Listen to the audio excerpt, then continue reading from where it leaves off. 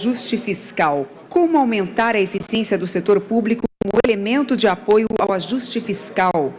Como padrões e princípios internacionais sobre o orçamento podem ajudar o governo e os governos a se guiarem em épocas de ajustes fiscais? Esta sessão irá discutir experiências governamentais de como vincular a disciplina fiscal ao desempenho das instituições e o alcance de resultados.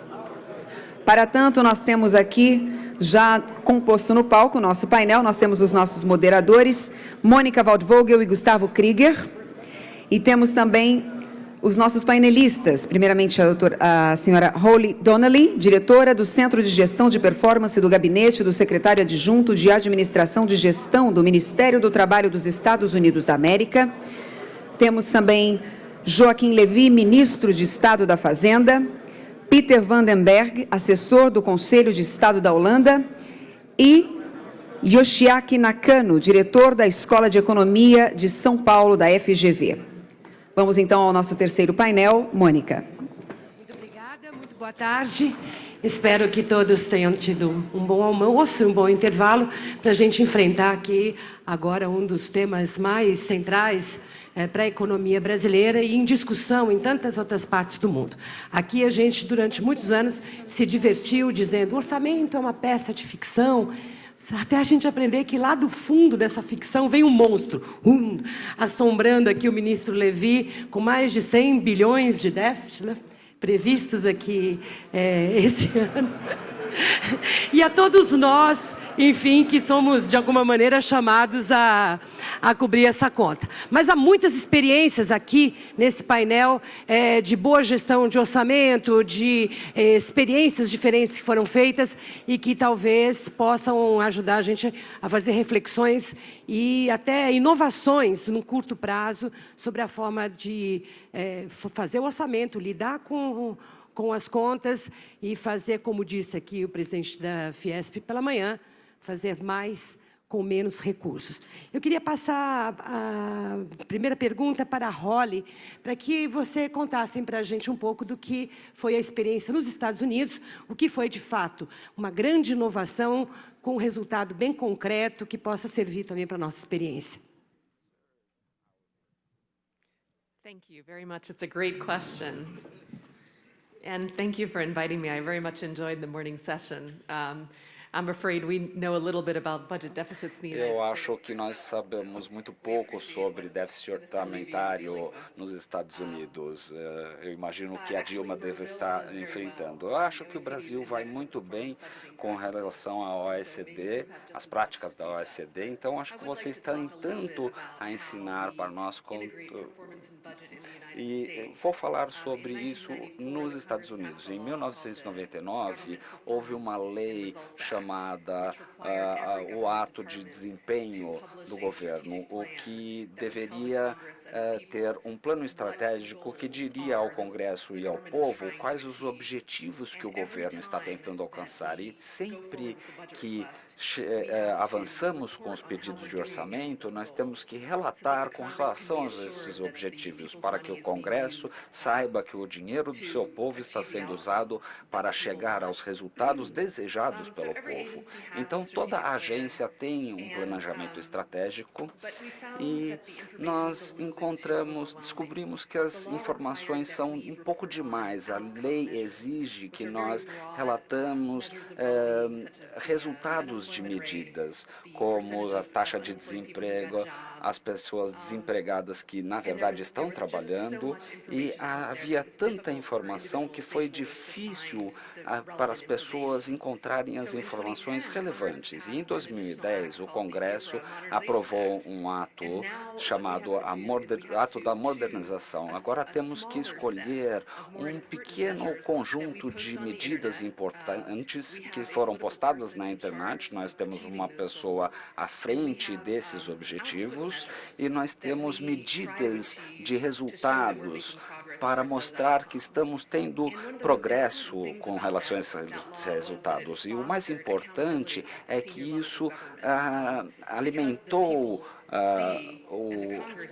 a responsabilidade do governo. As pessoas veem esse website e o nosso desempenho com relação ao nosso objetivo. Então, isso torna tudo muito pessoal. E o nosso objetivo no Departamento do Trabalho, os nossos objetivos chegam a toda a organização. Então, o meu desempenho dos meus colegas depende dos resultados para as pessoas, quantas inspeções foram feitas, quantos planos de pensão, qual o compliance dos planos de pensão, quais são os índices de acidentes de trabalho, e os nossos bônus e classificações têm relação com o quanto bem nós nos damos com relação a esses objetivos.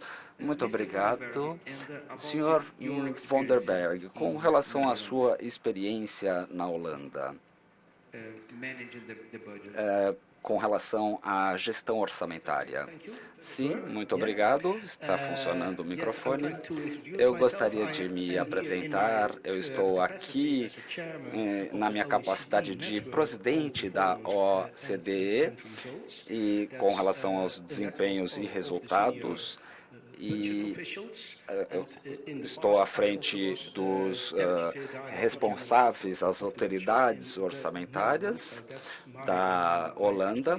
Então, essa é a minha experiência nessa área. Quando eu vejo as discussões na OCDE, eu poderia dizer que as pessoas mais velhas acham que as informações de desempenho podem ser muito úteis do ponto de vista de promover a transparência e ajuda também a responsabilizar os responsáveis e essas informações de desempenho podem ajudar organizações e governos a promover resultados mais orientados e também com a relação com o parlamento e, de modo mais geral, é uma maneira de promover uma mudança cultural, e eu acho que temos que nos dar conta que a mudança cultural leva tempo, não é uma questão de um dia ou uma noite, mas, na verdade, é um processo que leva muito tempo e exige muita paciência. Outras observações são que nós vimos que vários países criaram sistemas de informações de desempenho que tinham muitas políticas que tinham um grande número de indicadores, então o sistema se tornou muito grande e muito burocrático, muito mecânico. E eu acho que a conclusão é que não foi muito conveniente para os propósitos do parlamento, pois temos que nos dar conta que o orçamento é um processo político, é um processo onde os políticos fazem suas escolhas. Você também tem que se dar conta que, segundo ponto, não existe muitas vezes uma ligação direta com relação ao desempenho e ao orçamento do outro lado.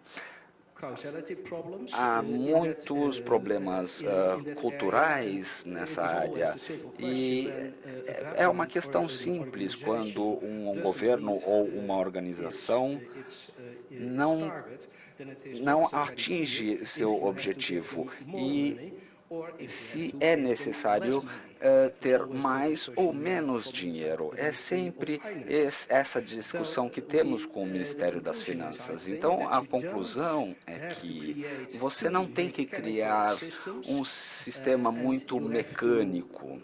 É necessário fazer uma mudança do desempenho para um conceito mais abrangente do desempenho desempenho orçamentário, para promover políticas baseadas em evidências. E agora, nos próximos anos, eu acho que é importante colocar esse conceito de desempenho orçamentário em contexto. Muitos países atualmente dentro da OCDE vivem em momentos de austeridade.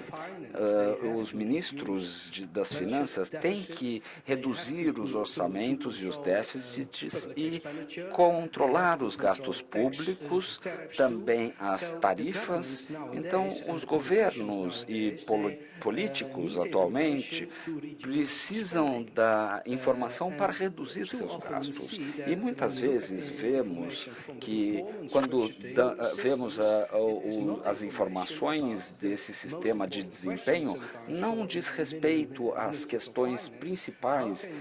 Então, como podemos propor reduções nos custos, os gastos públicos? É muito importante organizar o processo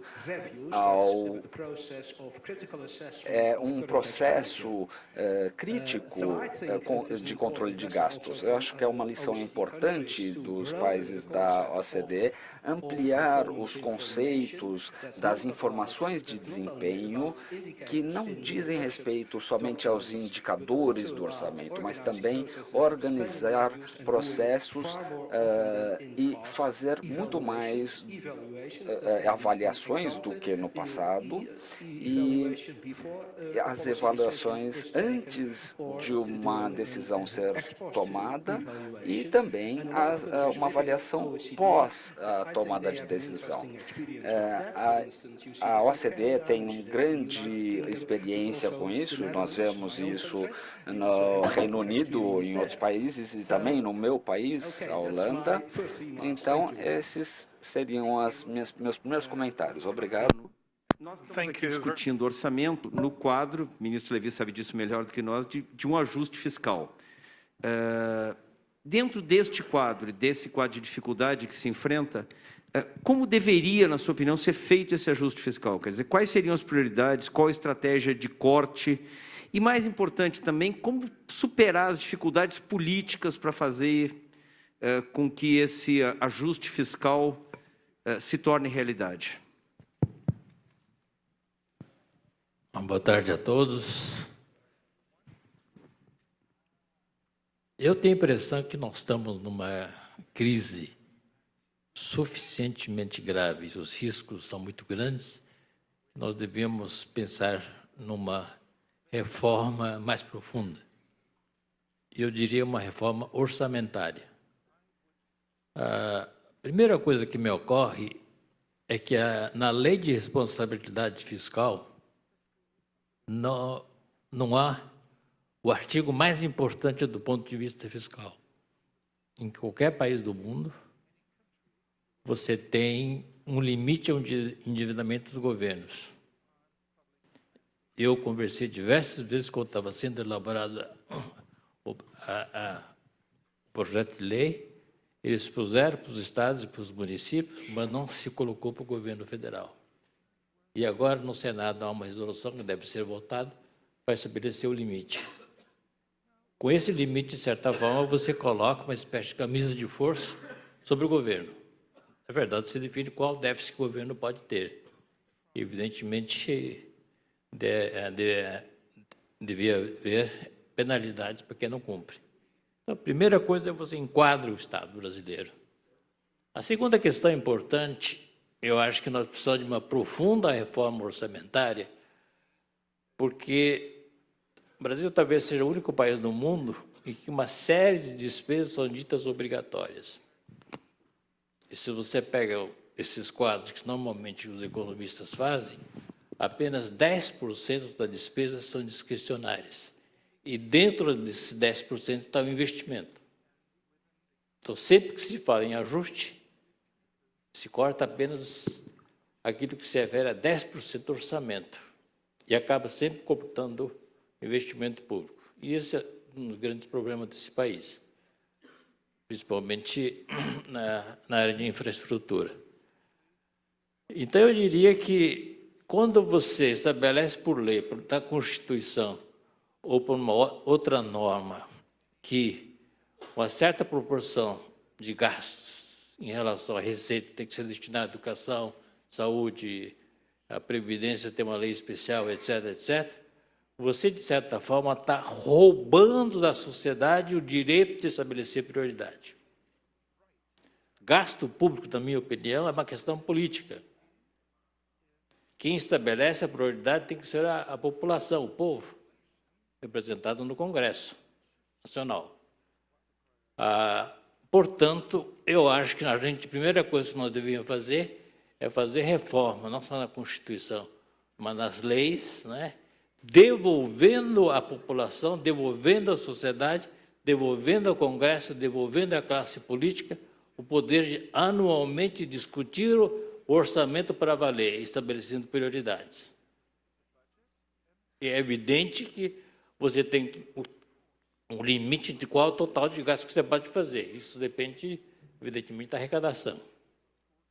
Nos países mais evoluídos, inclusive a arrecadação passa por uma auditoria externa, independente.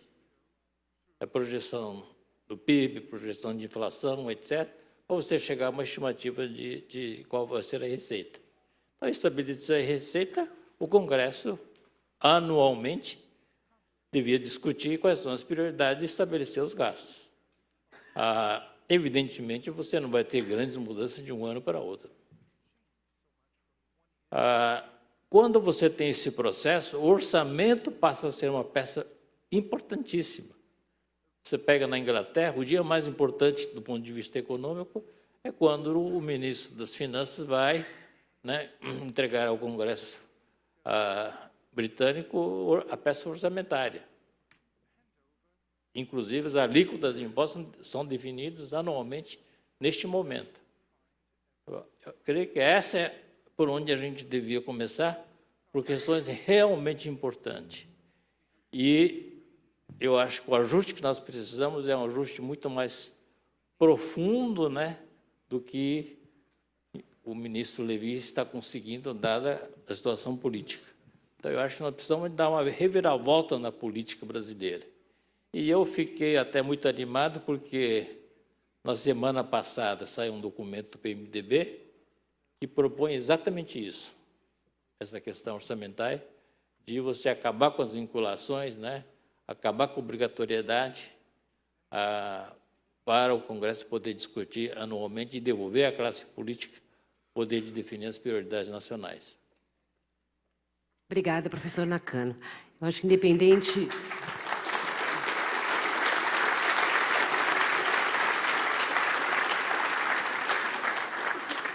independentemente das reformas da Previdência e dos gastos vinculados de saúde e educação, que a sociedade já está discutindo, os partidos e a academia, a administração em si do orçamento é uma experiência que o ministro vem tendo ao longo desse ano. E pergunto se, depois desse ano de tentativas de ajuste fiscal em tão pequena faixa possível do orçamento e de todas as dificuldades e surpresas que vão surgindo ao longo do ano, que sugestões o senhor teria para uma reforma justamente nesse campo das finanças públicas e orçamentárias? Há essa proposta de avaliações mais precisas dos programas, algo que até o Ministério da Fazenda fez com o Pronatec, há propostas, enfim, de orçamento em base zero, várias que a sociedade está discutindo. O que o senhor já concluiu? Boa tarde a todos. Eu acho que o assunto de orçamento é muito importante e eu acho que é um momento bom de se discutir o que realmente importa. Existe realmente uma série de instituições que limitam a capacidade de você fazer uma administração do orçamento. A questão da vinculação ela é importante. A vinculação, na verdade, é um entulho que vem da época da inflação. Ela, de certo modo, é uma filha da inflação. Por quê? Porque quando você vincula, você garantia de que toda aquela receita estaria disponível para sustentar um determinado gasto. Na época da inflação era fácil, você atrasava o pagamento e tudo cabia. Parecia cabia, na verdade não cabia, tanto que o país não crescia, tanto que a condição de vida era muito pior e não havia investimento, ao contrário de quando você tem estabilidade da moeda. Mas era mais fácil para quem administrava. Então, a vinculação era uma proteção que a própria sociedade, o Congresso, instituiu no momento inflacionário. Assim, tudo que você recolhe, você vai ter que gastar naquilo. Numa situação de estabilidade de preços, a vinculação realmente ela só atrapalha. Porque, na verdade, o que limita o orçamento é o dito gasto obrigatório.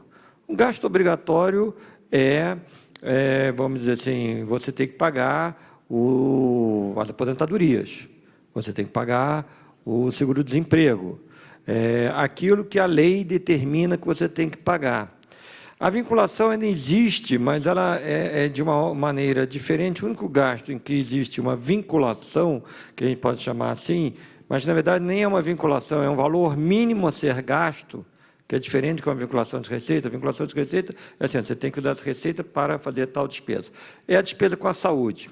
Na verdade, a fonte, e aí eu estou sendo um pouquinho técnico, ou seja, a origem do dinheiro que você gasta com a saúde não interessa muito. O que interessa é que você tem que gastar tanto X bilhões, chova ou faça sol, tenha ou não tenha o dinheiro. Então, a questão é assim, está definido na Constituição de que você tem que gastar tanto por cento. Antigamente era do PIB, agora virou tanto por cento da receita total na saúde. Então, se eu quero mudar, a gente tem que ser claro. Eu quero dar mais liberdade, a gente tem que dizer que hoje há tamanha confiança no governo que esta obrigação de que você tem que gastar tanto não é mais necessária. Isso que significa tirar a vinculação. A outra questão é assim, você vai ter que pagar as aposentadorias de qualquer maneira. Você pode discutir como que você vai, talvez, fazer o reajuste. Você fazer um reajuste acima ou abaixo da inflação. Esta é a discussão que tem que ser feita, se a gente está querendo discutir maior possibilidade. Ou se faz sentido que todo benefício tem que ter um piso do salário mínimo, ou há benefícios que justificaria, por exemplo, ser meio salário mínimo. Tá certo? É uma questão.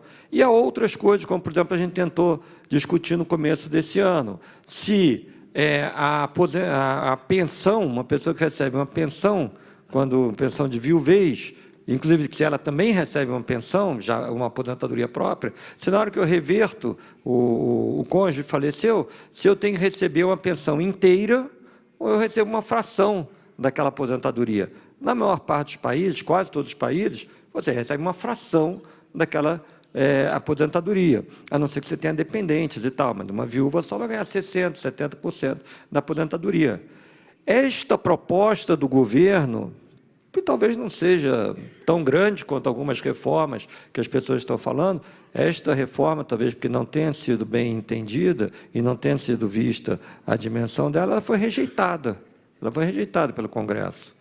Inclusive, no Brasil, até 95, era assim, a pensão era uma fração da aposentadoria, fração que variava dependendo das condições das pessoas. Mas, então, assim, quando a gente está discutindo reforma orçamentária, são essas coisas, mais do que talvez vamos dizer assim, o abstrato, que tem que ser entendida. O abstrato é importante para a gente dar um arcabouço, para a gente dar uma moldura ao que a gente vai tentar fazer. Eu concordo totalmente com você tentar fazer reformas, principalmente reformas que são importantes, significativas, que têm efeito, sem ser dentro de um marco, é muito difícil. Você ir com o negócio, ninguém vai entender o que você está fazendo. Então, a discussão, inclusive a discussão da forma que o professor Nakano coloca, é positiva. Por quê? Porque você tem que ter um ambiente para entender as ações que estão sendo feitas. Não é dizer que as ações sejam superficiais, sejam perfunctórias. As ações são significativas, mas talvez falte um marco que, ao longo deste ano, as pessoas estão começando a entender, que eu às vezes brinco, assim, a ficha vem caindo, aí as pessoas entendem o que significa. Do outro lado, além da despesa obrigatória, e deve-se dizer o seguinte, o professor mencionou a questão da LRF. A LRF prevê que o Senado ponha um teto. na dívida pública. Esse teto tem que ser razoável, porque também, assim, em todo lugar do mundo tem teto e o teto muda. Para quem acompanha os Estados Unidos, está se vendo isso toda hora e vira, na verdade, uma barganha política a questão do teto da dívida. Mas também acaba sendo bom. Lá, no caso, serviu para cortar um bocado de benefício. Até avisei alguns no Congresso que uma das consequências, tem gente que acha que é só cortar juros, na verdade também pode ser cortar benefícios, depende do equilíbrio no momento. Mas, então, uma das coisas curiosas é que na LRF, alguns aqui estiveram desde o começo, antigamente tinha mais espaço, só que, exatamente porque a LRF obrigava você a fazer o ajuste, cada ano, no que se chama Lei de Diretrizes Orçamentárias, pingavam novas despesas que antigamente eram discricionárias e que o Congresso decidia que deixavam de ser discricionárias.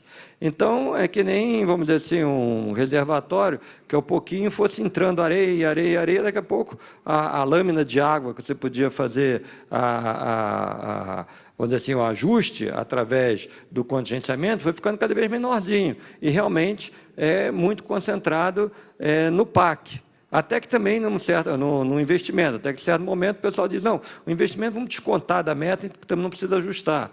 Então, assim, tudo é uma questão das pessoas terem aquela vontade de ajustar.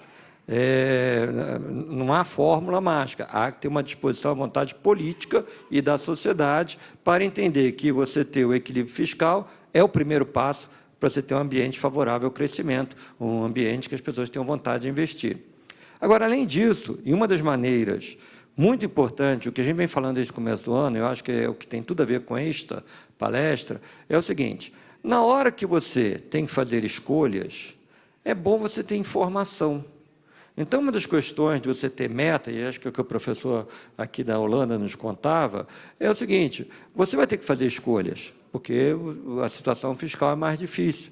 Se você tem um sistema que gera resultados, te dá informação, olha, o programa A funcionou bem assim, teve tal e tal resultado, atendeu a expectativa, teve tais e tais consequências. O programa B, eu gastei, mas ele teve algumas coisas positivas, mas no final não foi exatamente o que a gente esperava. Ou então a gente achava aquilo importante na época, mas hoje em dia já não acha tão importante. Se você tem esta informação, aí você consegue fazer a priorização que ele mencionou. E é necessário, por exemplo, fazer uma avaliação tipo um orçamento base zero, que a gente tem falado algumas vezes.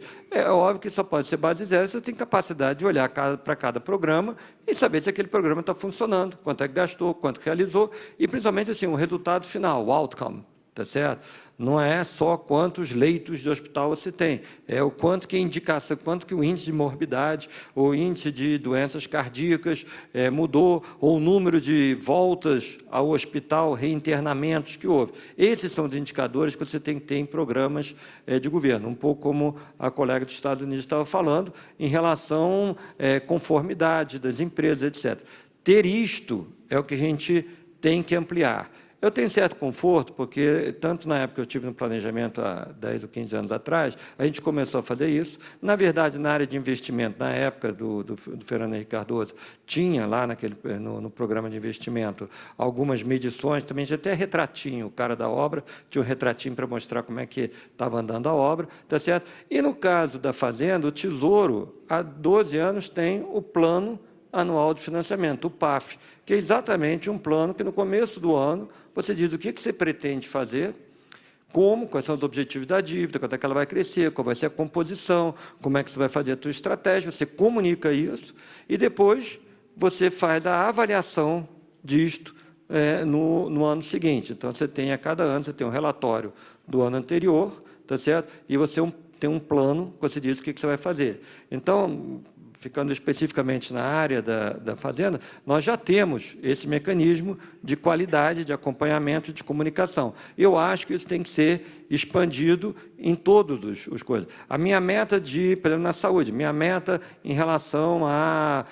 Antigamente tinha, por exemplo, o número de mortes, né, abaixo de 1 ano, mas hoje em dia você também tem em relação a doenças crônicas. Você quer baixar o número de diabetes por isso.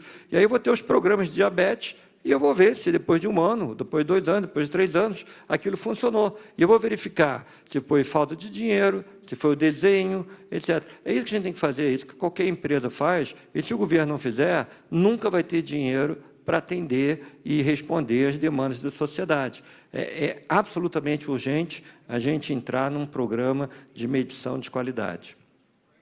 Ministro, eu acho que se essa crise tem algum mérito, nunca se discutiu tanto finança pública no Brasil quanto se tem discutido nos últimos meses. Nunca se falou tanto desse assunto. O professor Nakano até disse, estamos numa crise tão grave que talvez existam condições para se discutir uma reforma de orçamento. O senhor vem sendo um catequista da questão das contas públicas, da importância que isso tem para a macroeconomia, da importância de se ajustar essas contas. Ao mesmo tempo, nós temos visto que, na realidade, o senhor tem enfrentado imensas dificuldades para transformar a tese e o projeto em vitórias concretas no Congresso, não apenas em relação ao projeto orçamentário do ano que vem, mas em relação ao limite desse ano e mesmo em propostas tópicas, como a que o senhor comentou.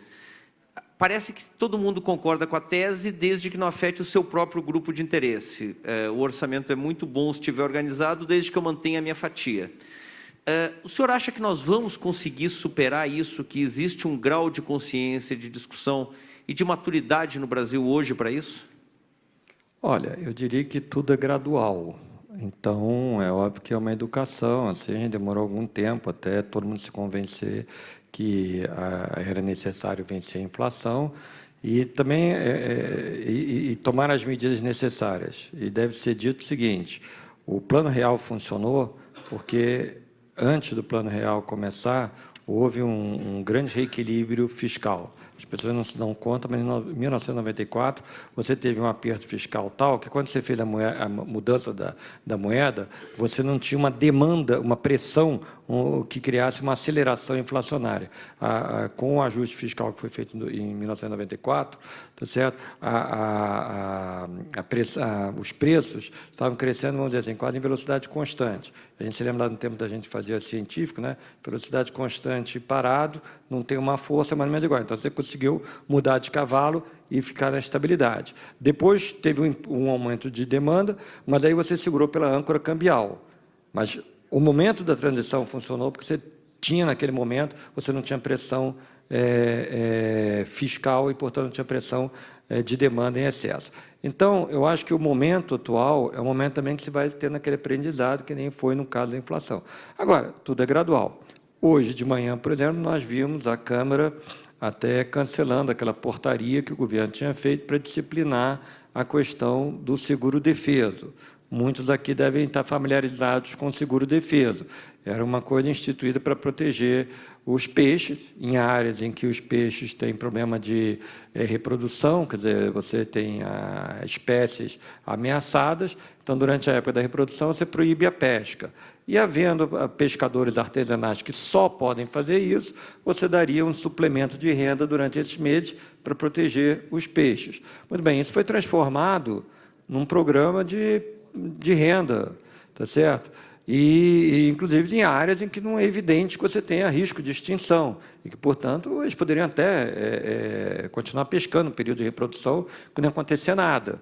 E esse negócio virou um programa que tem mais de 1 milhão de pescadores, 2 milhões de pescadores, um número muito maior do que o IBGE, antes do programa, conseguir identificar com pescadores artesanais. E o ano passado custou 2 bilhões e pouco, esse ano vai ultrapassar 3 bilhões. 1 bilhão de dólares em pescadores artesanais. Se você for imaginar que a produção desses pescadores durante 3 meses vale 1 bilhão de dólares, a pesca artesanal do Brasil deveria valer algo como uns 10 ou 12 bilhões de dólares, o que eu, infelizmente, acho que não é o caso, né? Só em termos de valor agregado, seria equivalente ao salário pago. Muito bem. O governo suspendeu em algumas áreas para analisar, ver o que estava acontecendo e tal. Hoje de manhã, houve lá uma votação simbólica no Congresso, muito simbólica até, em que se suspendeu essa questão. Então, é óbvio que Suspendeu a portaria e suspendeu vai ter que voltar a pagar? Em princípio, sim. Tá certo? Mas não tá, tem que ser ainda, o Senado ele não votou. Mas, enfim, é lógico que é natural haver uma indicação de que a gente tem que construir essas coisas ao pouco. Mas indica que não é fácil e que a gente tem que fazer, eu acho que nem a gente está fazendo aqui agora, ter essa discussão para as pessoas entenderem a importância. Mais uma vez, é valioso se botar dentro de um arcabouço, se indicar a seriedade como um todo, qual o impacto do conjunto das despesas no maior ou menor crescimento da economia, como que você ter um orçamento desequilibrado atrapalha você crescer. E daí a gente vai tomando as medidas, e as medidas vão sendo mais bem entendidas do que talvez venham sendo entendidas ao longo desse ano. É um trabalho realmente tem que ser feito pouco a pouco, tem que ser um trabalho de convencimento, um trabalho também que tem um apoio dos principais partidos. O senhor mencionou ali um documento de um dos principais partidos do Brasil. Tem que haver quase que começar a fechar a questão, né? Os partidos têm que fechar a questão, que é hora de a gente ter um orçamento compatível com as necessidades do país, um orçamento superavitário e que nos leve de volta ao caminho do crescimento econômico. E o governo fazer esse trabalho de qualidade do gasto, identificar para que eu estou gastando, né? Que nem eu digo assim, uma empresa olha os processos e os produtos, para que eu tenho esse produto e como é que eu chego a esse produto, como é que eu fabrico ele. E você está sempre avaliando para ver se esse produto ainda faz sentido estar na tua linha de produção e se o processo com que você está fazendo ele é o mais eficiente, mais adequado, mais sustentável, não polui, etc. O governo tem que fazer a mesma coisa. A gente é prestador de serviço, não é nada mais do que prestador de serviço. Mas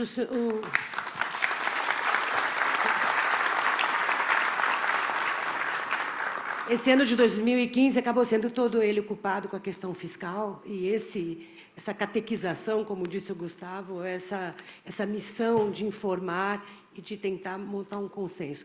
Mas eu tenho ouvido também o senhor dizer em outros eventos que a economia brasileira precisa ser sacudida e é um momento em que se tem que fazer esse agito na economia é esse da crise, quando as coisas estão difíceis. Como abrir espaço também para essa outra agenda, ministro, já que a gente está fechando o ano, entrando no ano de 2016, daqui a pouquinho, também com uma perspectiva muito difícil. Bom, já que você provocou, eu vou contar a história que eu de vez em quando faço. Quem aqui já conhece o 1, 2, 3 do crescimento? Ninguém conhece? Bom, então vou poder falar. 1, 2, 3 de crescimento é assim, uma coisa muito simples.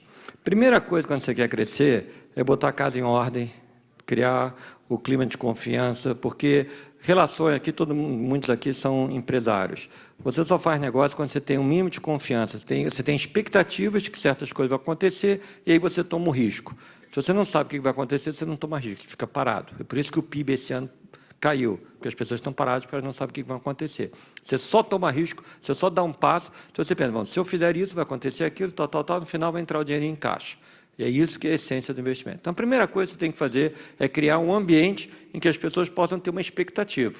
Você cria essa confiança. A principal ferramenta hoje para criar essa confiança, como diria o professor Nakano, é o orçamento. Eu tenho que ter um orçamento crível, que atenda às necessidades de sustentabilidade da dívida, necessidade de ajudar a não ter um excesso de demanda, de tal maneira que também ajude ao próprio processo inflacionário vir convergendo para a meta.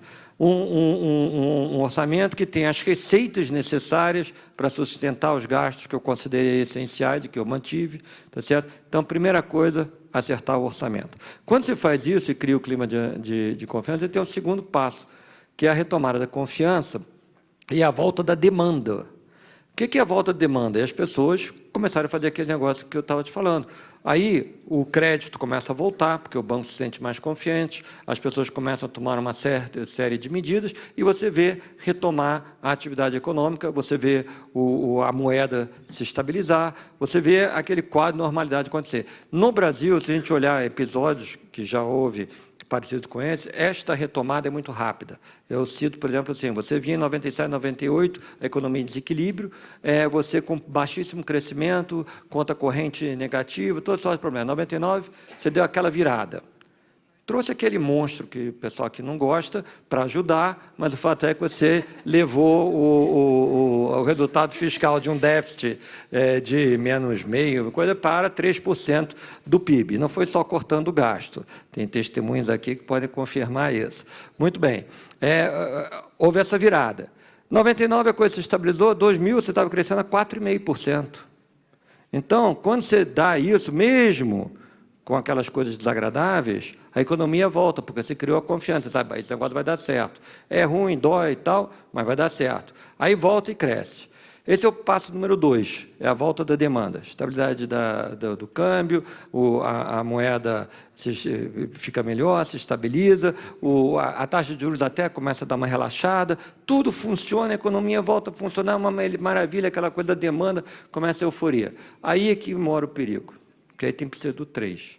O 3 são as reformas estruturais que vão permitir que a oferta continue respondendo. Depois que você fez o catch-up, depois que você só recuperou, você vai ter que continuar crescendo. E para continuar a crescer, você muitas vezes tem que enfrentar uma série de rigidezes da economia, que não são só no orçamento, são da economia. Você precisa de concorrência, você precisa de abertura, você precisa de simplificação, você precisa que os impostos sejam um pouquinho mais amigos. Então, esta que se chama a agenda da oferta é número 3. E ela vai ser importante um pouquinho mais para frente, mas não quer dizer que você só vai lidar com ela lá na frente. Você tem que começar a lidar com ela agora. Por isso que eu também venho falando, vamos fazer a reforma do PIS/COFINS, vamos resolver o ICMS, vamos parar essa incerteza em relação ao investimento, esse travamento do investimento que o ICMS causa hoje por causa da incerteza em relação aos benefícios fiscais. Vamos olhar o mercado de trabalho, tá certo? Vamos abrir o país, vamos criar as condições para que depois que tivesse recuperação, depois que a demanda estiver embalada, e a demanda é fácil de embalar, basta se acertar o fiscal, não bater no muro lá na frente. Então, esse é 1, 2, 3 do crescimento. Essa, in a nutshell, em 3 palavrinhas, é a estratégia do governo. E é a estratégia que dá certo. Ela, obviamente, tem detalhes aqui a calcular, mas ela é uma estratégia estrutural. Tá certo? E é isso que a gente precisa fazer agora. E esse 3 é exatamente essas outras mudanças mais fortes que a gente tem que fazer. Vamos ser mais corajosos em abrir a economia? Vamos ser corajosos em ter concorrentes? Vamos dar mais segurança jurídica aos investimentos? Vamos. A gente hoje tem uma estratégia, já que é muito importante, a estratégia de investimento e, particularmente, em infraestrutura. Isso é fundamental. No mundo em que a gente não tem o empurrão das commodities, a gente vai ter que ser mais eficiente para poder gerar riqueza a partir do nosso trabalho.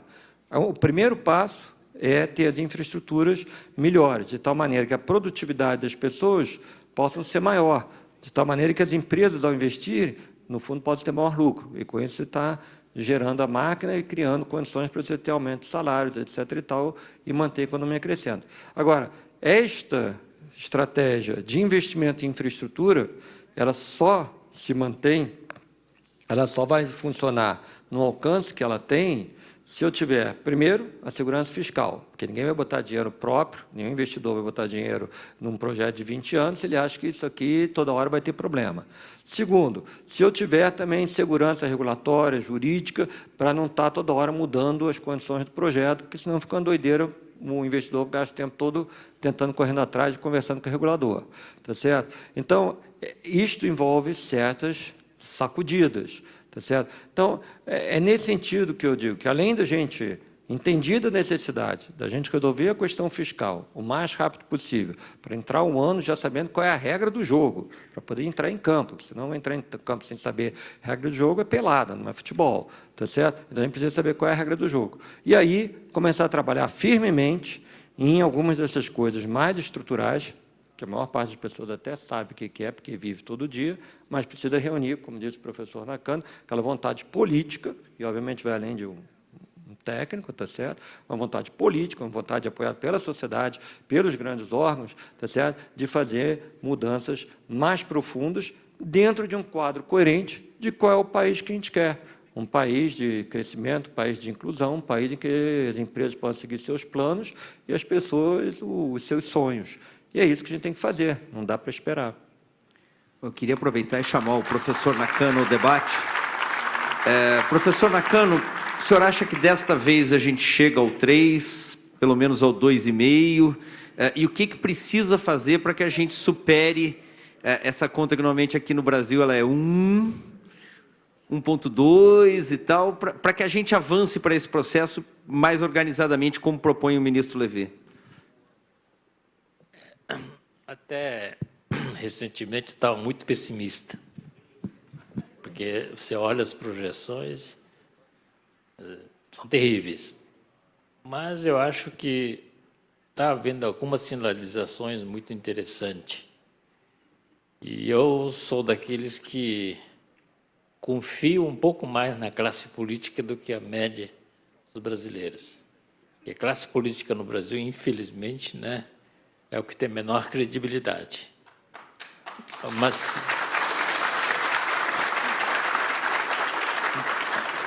Mas se você olhar para a nossa história, naqueles momentos mais difíceis, a classe política foi capaz de fazer as reformas.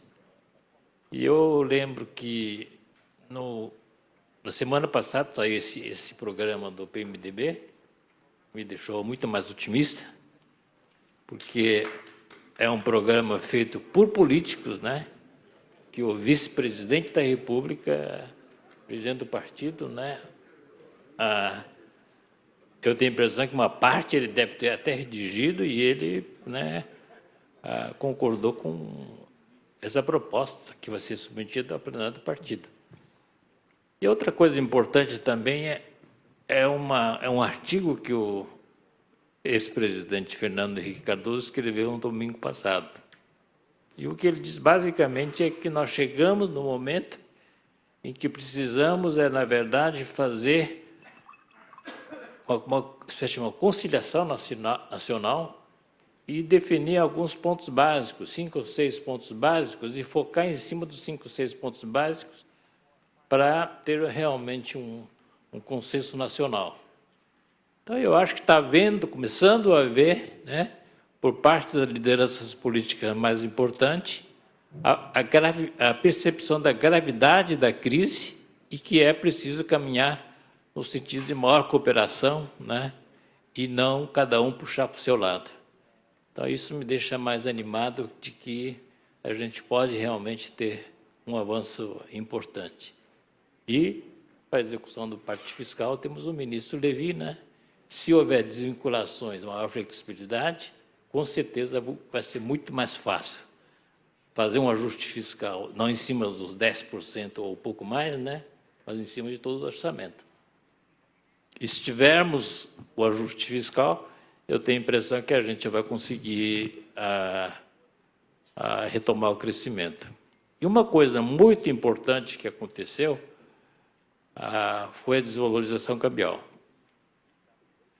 Porque quando você analisa as experiências internacionais de ajustes fiscais bem-sucedidos, você percebe que alguns ajustes dramáticos, até alguns que cortaram 12% do PIB, como o caso da Dinamarca, né? 6% no caso da Irlanda, e coisa dessa magnitude em outros países, simultaneamente ao corte de despesas, houve uma retomada do crescimento. Aí os economistas foram analisar o que havia de importante nesses ajustes fiscais, que não são poucos, são diversos, né? Tinha de comum. O que eles encontraram, basicamente, é que a composição é importante. Corte de gasto é muito mais importante que aumento de impostos. Quando você simplesmente aumenta os impostos,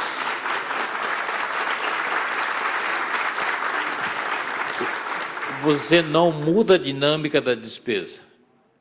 Então, em alguns anos, você volta ao problema. Você pode deslocar a curva de receita para cima, você ter superávit primário, etc., mas, em seguida, se a dinâmica da curva, se as reformas não foram feitas, ela cresce, né, rapidamente e o ajuste fiscal se torna necessário novamente. Outro aspecto importante é de que, se você coordenar bem a política monetária com a política cambial e a fiscal, você pode ter essa retomada rápida. Todos os casos, praticamente, de retomada rápida foram precedidas de uma desvalorização real do câmbio. Isso está acontecendo no Brasil. num primeiro momento, uma desvalorização cambial gera problemas, né? Os economistas dizem até que o efeito tem um efeito, um J, né? Inicialmente pode ser até recessivo, mas em seguida recupera o crescimento, porque ela impulsiona a economia, o crescimento. E se você faz um ajuste fiscal suficientemente forte em seguida, você contém a demanda e contém a pressão inflacionária. Você provoca realmente uma mudança nos preços relativos da economia, favoravelmente ao setor de trade, que é o setor industrial, que é importante para recompor, né, a margem de lucro para os empresários voltarem a investir. E o terceiro componente de uma política desse tipo é que, se você faz uma política fiscal rigorosa, você pode fazer uma política monetária mais passiva. Você faz uma política de juros baixos. Nessas economias, você percebe claramente que o investimento, né, recupera rapidamente, quer dizer, o ajuste fiscal forte cria confiança, o câmbio dá o impulso, né, e uma política de juros mais baixos, né, facilita o investimento. E o consumo também retoma rapidamente, porque a confiança do consumidor também volta. Então, pelas lições internacionais dos casos de sucesso, é perfeitamente possível você fazer um ajuste fiscal. Eu não estou dizendo que seja fácil, é uma coisa muito difícil, porque você tem que ter um timing correto, uma coordenação perfeita entre a autoridade fiscal, né, cambial e monetária, ter um ajuste forte e recuperar rapidamente. E eu espero que os economistas brasileiros e os governantes brasileiros aprendam a lidar com a experiência internacional.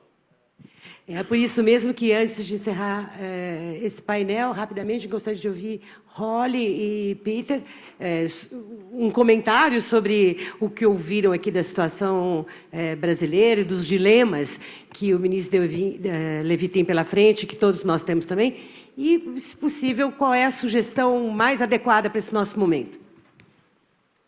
Current moment.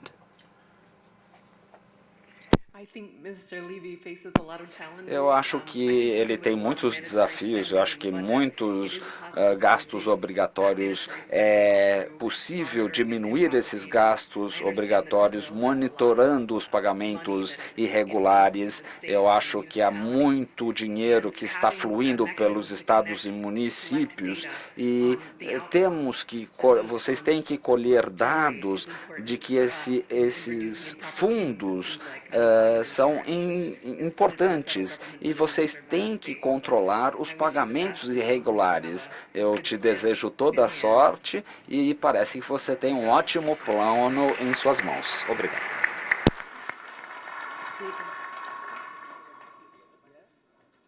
Okay. Yes.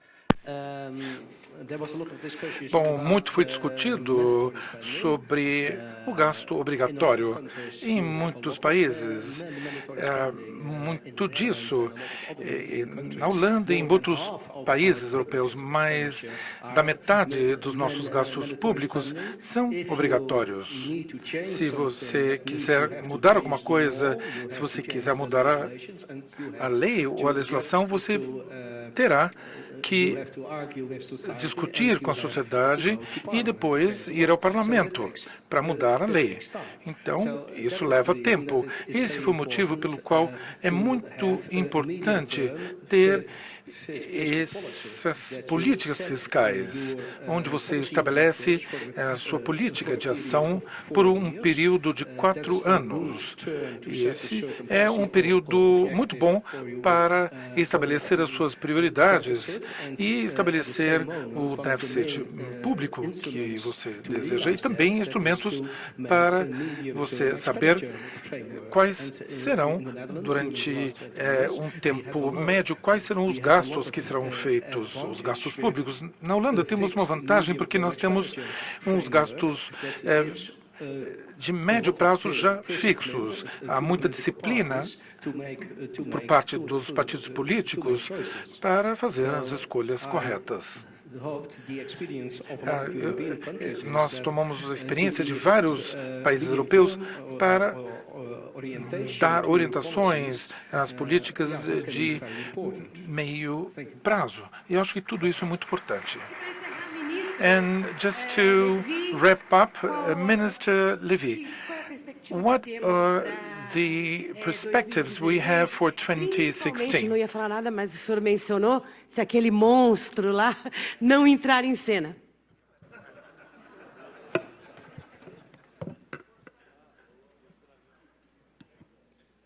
Bom, a perspectiva de 2016 é que a gente vai ter que fazer escolhas. Acho que é isso. Acho que o Congresso, a sociedade vai ter que fazer escolhas. Eu acho que vamos dizer assim, essa vertente de engajamento político explícito dentro de um plano que o professor Nakano está dizendo que um dos principais partidos do governo, no governo, resolveu fazer de uma maneira mais explícita, eu acho que é oportuna, tá certo? Nós temos que discutir, francamente, qual a estratégia que a gente vai fazer. O governo tem proposto, o governo tem sido bastante transparente em seus objetivos. O Brasil, de certo modo, até tem alguns desses mecanismos de médio prazo da Europa, da Holanda. A Holanda é um país que tem uma administração fiscal muito boa. Eu já conheci 20 anos atrás, quando eu trabalhava numa instituição, eu frequentemente ia à Holanda. Então, é isso, a gente vai ter que ter esse debate aberto do que vamos fazer. Realmente, o que dá para cortar? Como que dá para cortar? Como que dá para diminuir o gasto, o uso ineficaz dos recursos? E também o que fazer do outro lado. A gente não deve esquecer que no curto prazo, por exemplo, mesmo a Inglaterra tem sido um dos países que mais tem cortado gastos, etc. Mas no curto prazo, quando ela teve o choque, ela aumentou seus impostos, ela aumentou o imposto mais amplo que ela tinha, que é o VAT. No curto prazo, a maior parte dos países, para você dar um equilíbrio, para você se manter, você tem que fazer também alguma coisa no lado dos impostos. Agora, é absolutamente verdade que o professor Nakano falou. Se você não mudar o lado do gasto, acontece um pouquinho como aconteceu no Brasil em 99. Você virou, você começou, mas daqui a pouco o gasto começou a comer aquele espaço que você havia criado. Então, eu acho que certamente no Brasil a proposta não pode ser que se vá resolver a coisa pelo lado dos impostos apenas, ainda que temporariamente, ainda que provisoriamente, se possa ter que contar com algum reforço para manter as contas públicas flutuantes. Mas, então, é esse. E trabalhar no lado também do crescimento. A economia tem mostrado uma enorme resiliência, mas você não pode esticar demais. Então, nós temos que resolver com urgência esse impasse fiscal para poder dar uma orientação e as companhias poderem voltar a respirar, a economia voltar a respirar. Isso é muito urgente. Então, porque, apesar de a gente não estar vendo acontecer coisas mais graves, inadimplência sob controle, etc. e tal, você não pode esticar isso demais. A economia brasileira, mais uma vez, o Brasil mostrou que é maior do que a gente pensa. Está aguentando com mais capacidade do que se poderia esperar uma retração tão forte do PIB, tá certo? Mas isso não pode ser uma justificativa para continuar esticando a coisa. Tem que ser um entendimento que até é uma fonte de, obviamente, de otimismo. Assim que eu acertar, eu tenho certeza que a resposta vai ser muito positiva. E muito dos temores que a gente tem hoje, se a gente tomar a ação correta, com coragem, rapidamente eles vão desaparecer, porque a economia vai ter uma resposta positiva, a gente vai voltar a ver a máquina Brasil funcionando de uma maneira diferente, porque os preços relativos são diferentes que há 2 anos atrás, mas isso também vai ser bom. E estando nessa casa aqui, não posso dizer, se a gente tiver a certeza fiscal, a tranquilidade fiscal, nós podemos ter anos muito bons para a indústria brasileira, anos de inovação, de crescimento, de diversificação. Obrigado. Muito obrigada, ministro. Muito obrigada, professor Nakano, Holly, Peter. Vamos ao próximo painel.